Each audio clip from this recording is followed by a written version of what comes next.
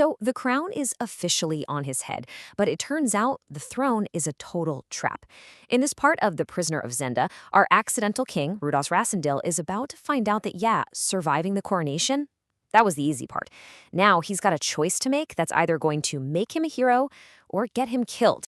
And this is the exact moment the whole adventure gets deadly serious. You see, Sapt isn't just giving him a few options here. He's laying out this cold, hard political reality. It's just a brutal ultimatum. Either you risk your life for a guy you barely even know, or you just take the crown for yourself. This is the moral tightrope Rassendyll has to walk now. I'll try it. Wow, just 3 little words, but they change absolutely everything. I mean, that's not just an answer. That's a commitment.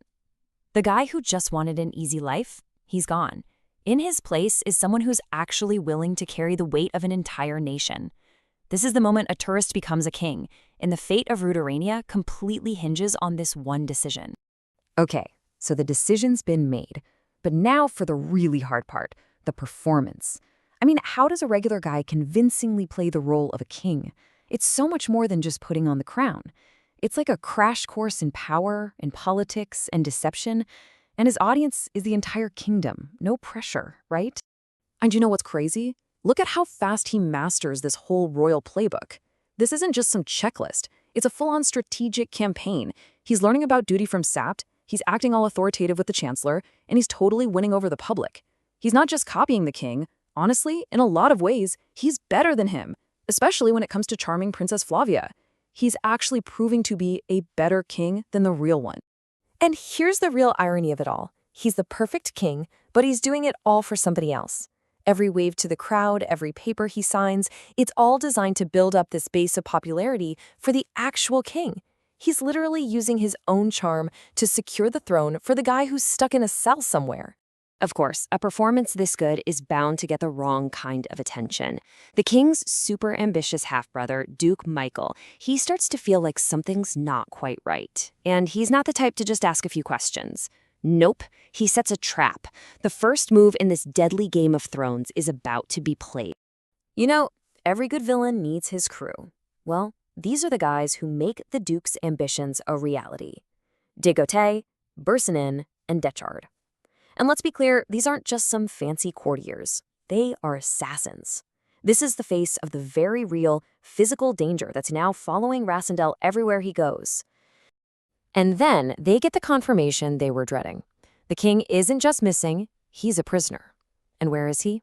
The castle of Zenda, a fortress that's basically the heart of Duke Michael's power. So the mission just changed. It's not about deception anymore, it's about a rescue. Right on cue, this mysterious letter shows up. It's such a classic setup, right? A secret meeting, a promise of some vital information, and this anonymous signature, just AM. It screams trap, but it's a trap Rassendyll might not be able to avoid. So this is the big gamble. Rassendyll has a hunch it's Antoinette de Moubon who's close with the Duke. But what's her game? Is she potential ally, maybe trying to betray her boss? Or is she just the bait, you know, the cheese in a very, very deadly mousetrap that's been set just for him? Trust her or not, Rassendyll decides he has to go. He just walks into the darkness of that summer house, straight into the middle of the enemy's plan. This is it. This is his first real test as a man of action. And the answer is, well, it's both a relief and absolutely terrifying. Antoinette confirms it. The Duke forced her to write the letter. So she's not the threat, but she is the bait. And now she's risking her own life to warn him that the real threat, 3 killers, is literally just minutes away. So here it is, the Duke's entire endgame, laid out plain and simple.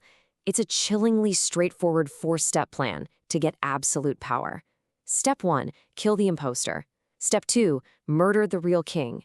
With both Rudolphs gone, he can grab the throne and then make it all official by marrying Princess Flavia. It's a plan for total victory, built on 2 graves. The trap is sprung. You've got 3 assassins right outside the door, and Rassendyll is all alone, in the dark. There's no way out, no backup coming. In these last few seconds, you have to imagine his mind is just racing, trying to find any possible way to make it out of this alive. The door bursts open. 3 shots just explode in the night, all of them meant to kill. In that split second, Rasendel's life is hanging by a thread, completely dependent on his instincts. So what does he do? Does he reach for a gun or a sword? Nope. He grabs the first thing he can find, a small iron tea table, and uses it as a shield. It's just this moment of brilliant, desperate thinking. The bullets slam into the metal, and it saves his life. And this right here shows you how much he's changed. He doesn't just survive, he runs away, laughing. It's that pure adrenaline rush of a man who stared death in the face and realized he's more than capable. The fear is gone, and what's left is this thrilling new confidence. The imposter is starting to feel more real than the original. Okay, surviving that ambush changes the whole game. The threat isn't some far-off idea anymore. It was a hail of bullets in a dark garden. The time for playing defense is over. Now, Rasendil and his allies, they have to go on the attack. But before they can fight, you have to think about the emotional toll this is taking. He's at a grand ball, he has to dance with Princess Flavia, the woman he's clearly starting to fall for, all while carrying this huge secret. You can just feel the conflict inside him. His heart wants to be honest, but his duty forces him to keep lying, to protect her, the king, and the whole kingdom. All right, the battle lines are officially drawn. On one side, you've got Team Rasendal, built on loyalty with guys like Sapt, Fritz, and a handful of good men. And on the other side, Team Michael, basically a crew of hired guns and schemers, led by this charismatic but totally deadly guy, Rupert of Hentzau. This is a fight of honor versus ambition. This is the moment his transformation is totally complete. Rasendal is no longer just an actor reading lines that Sapt wrote for him. He's the one in charge now. He's the one giving the orders, setting them on a direct collision course with Duke Michael at the castle of Zenda. And so the plan is in motion. Right after the ball, they head out to a castle near Zenda to set up their base of operations. But guess what? The enemy is already there to say hello. The sly Rupert Hentzau shows up with a message from the Duke.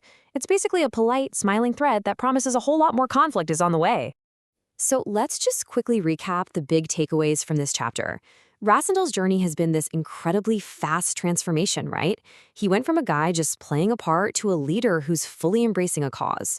He survived his first real test, and now the whole deception has a brand new, urgent mission: march on Zenda and free the rightful king. And all that leaves us with one critical question to think about.